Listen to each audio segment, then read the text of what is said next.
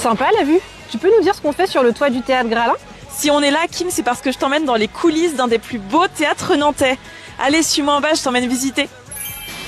Ce théâtre a été imaginé sur la place Gralin comme un véritable temple des arts. Les rues au nom de grands dramaturges et écrivains français s'y rejoignent. Imaginé par l'architecte Mathurin Crucy, il a été inauguré en 1788. Un peu plus tard, en 1796, il a brûlé et il a été rénové et rouvert en 1813.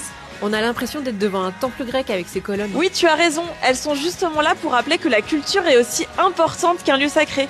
D'ailleurs, elles sont surmontées de 8 muses dont on vous raconte la signification en fin de vidéo.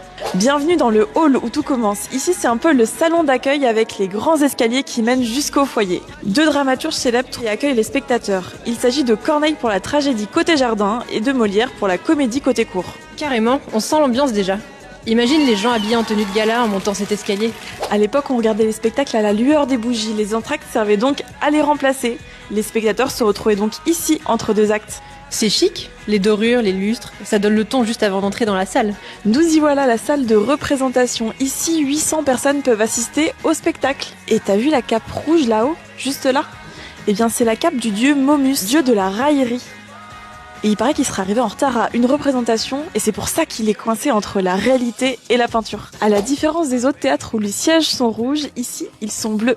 Et c'est le bleu de la reine. Ici, on est derrière la scène, là où la magie opère. Entre les machineries, les trappes et les décors en attente, c'est tout un monde qui se prépare entre les spectacles.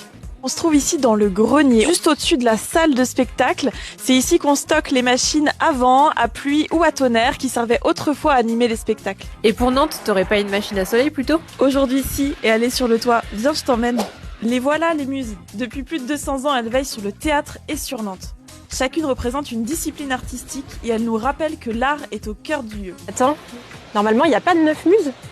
Eh bien si Kim, tu as raison, la 9e muse, c'est la muse de l'astronomie. Pour l'anecdote, quand il pleut à Nantes, on dit que les 8 muses pleurent leur sœur disparue.